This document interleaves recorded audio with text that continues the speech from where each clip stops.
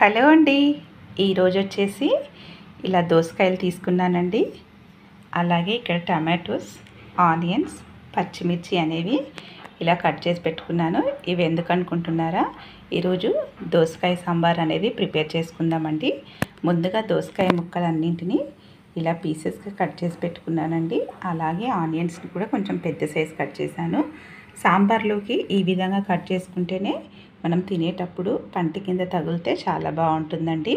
అలాగే ఈ సమ్మర్లో ఖచ్చితంగా వాటర్ కంటెంట్ ఉండే వెజిటేబుల్స్ తీసుకోండి, చాలా మంచిది, బాడీలో హీట్ అవ్వకుండా ఉంటుంది.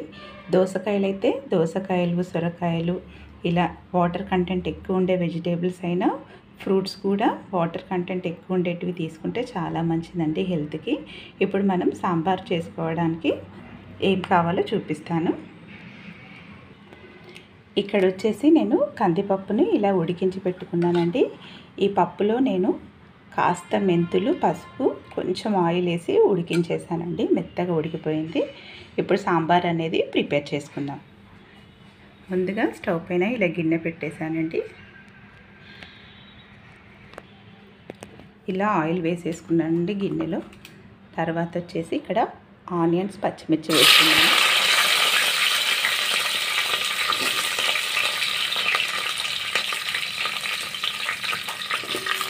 ఇలా పెద్ద సైజుగా కట్ చేసుకోండి, అప్పుడే బాగుంటుంది సాంబార్లోకి. ఇలా కాస్త కలుపుకున్న తర్వాత ఇప్పుడు ఇందులోకి నేను మనం కట్ చేసి పెట్టుకున్న మెయిన్ ఇంగ్రీడియంట్స్ దోసకాయలు వేస్తున్నాను.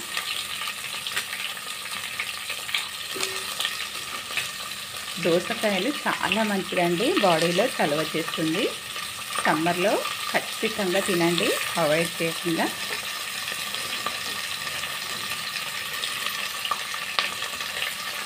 కలిపేస్తున్నాం.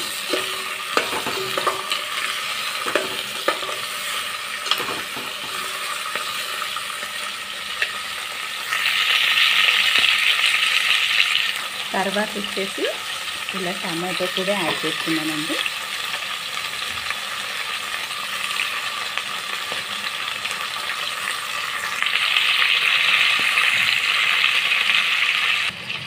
ఇందులోకి కాస్త పసుపు వేస్తున్నానండి. ఆల్రెడీ మనం పప్పులో వేసుకున్నాం కదా, ఇప్పుడు దీంట్లో కాస్త వేసుకుంటున్నాను. తర్వాత వచ్చేసి ఈ ముక్కలన్నీ మగ్గడానికి సాల్ట్ అనేది యాడ్ చేస్తున్నానండి.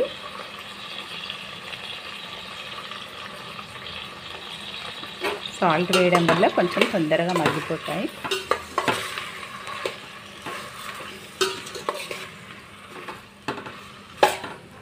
ఇలా ఒకసారి కలిపేసుకొని మూత పెట్టేసుకుందాం. కొంచెం మగ్గిపోయిన తర్వాత మిగతా ఇంగ్రీడియంట్స్ వేసుకుందామండి ఇందులో. ముక్కలన్నీ మంచిగా ఉడికిపోతున్నాయి కదండి. ఇప్పుడు ఇందులోకి కాస్త కారం అనేది వేసుకుందాం. ఎక్కువ వేసుకోవట్లేదండి, పచ్చిమిర్చి వేసాను కాబట్టి కొంచెం యాడ్ చేస్తున్నాను. పప్పుచారులు, సాంబార్లు కొంచెం ఎల్లో కలర్లో ఉంటేనే బాగుంటాయి.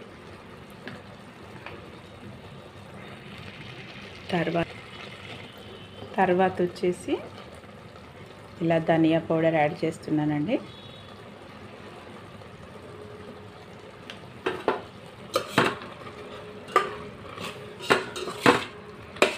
కొంచెం కారం, ధనియా పౌడర్ ఉడికిన తర్వాత పప్పు అనేది ఈ ముక్కలలో యాడ్ చేసుకుందాం. కొంచెం మగ్గిపోతున్నాయి కదా, ఇంకా కాస్త ఒక 5 మినిట్స్ వరకు ఉంచేసుకుందామండి స్టవ్ పైన.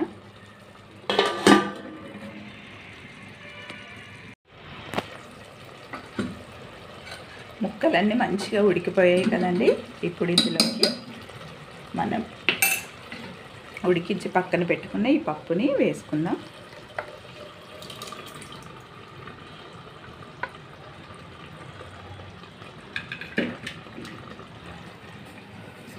అలాగే ఇక్కడ పక్కన చింతపండు రసం కూడా తీసి పెట్టుకున్నానండి, ఇది కూడా యాడ్ చేద్దాం.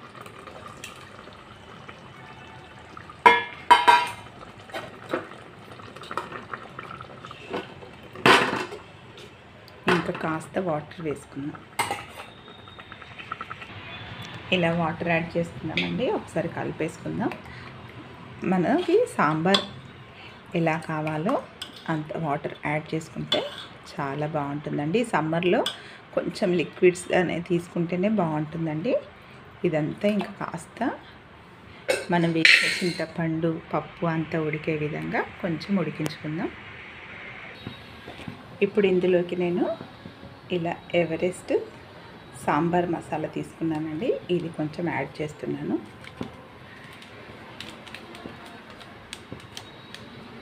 ఈ సాంబార్ పౌడర్ వేయడం వల్ల టేస్ట్ అనేది చాలా బాగుంటుందండి. ఒకసారి కలిపేసుకుందాం.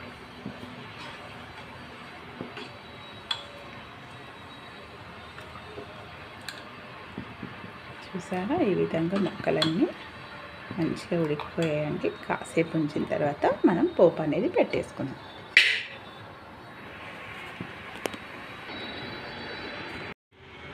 ఇలా ఉడికిపోయింది కదండి. ఇప్పుడు ఇందులోకి కాస్త షుగర్ అనేది వేసుకుంటున్నాను. సాంబార్లో షుగర్ అయినా బెల్లమైనా వేసుకుంటే మంచి రుచి ఉంటుందండి.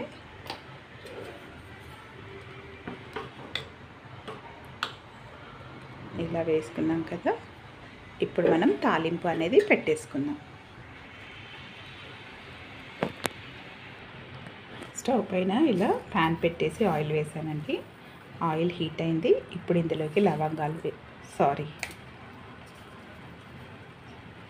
ఆవాలు వేసాను. తర్వాత వచ్చేసి ఇలా జీలకర్ర వేసాను. ఇలా వెల్లుల్లిని కచ్చాపచ్చగా దంచేసి వేసానండి. కొంచెం అవి ఫ్రై అవ్వాలి.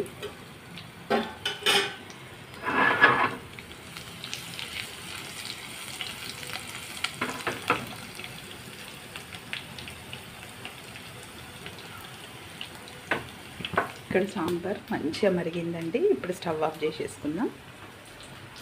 కొంచెం పచ్చి కరివేపాకు కూడా వేసాను.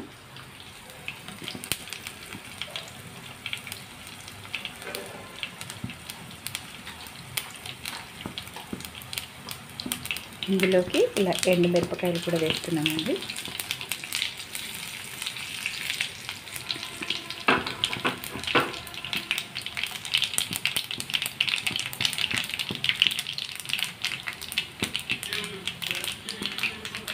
అలాగే కరివేపాకు.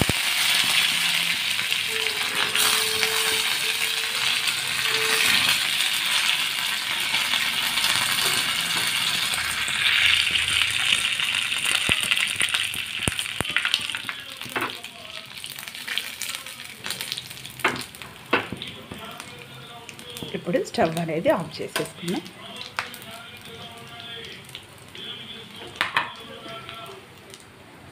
ఇప్పుడు ఈ పోపుని ఇందులో వేసేసుకుంటాం.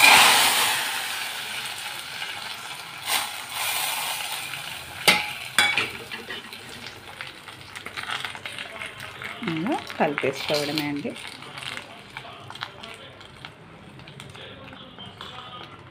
చూసారా ఎంత బాగా వచ్చిందో.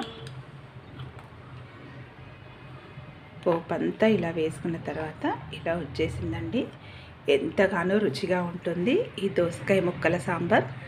ఈ సమ్మర్లో మాత్రం తప్పకుండా చేసుకొని తినండి. ఆరోగ్యానికి మంచి చలువ చేస్తుంది సమ్మర్లో. మీకు కనుక నచ్చితే మా వీడియో తప్పకుండా మీ ఇంట్లో ఇలాగే ప్రిపేర్ చేసుకొని హ్యాపీగా చేసుకొని మంచిగా తినండి, ఆరోగ్యంగా ఉండండి. మీకు కనుక నచ్చితే మా ఛానల్ని మాత్రం తప్పకుండా సబ్స్క్రైబ్ చేయండి ప్లీజ్ అండి.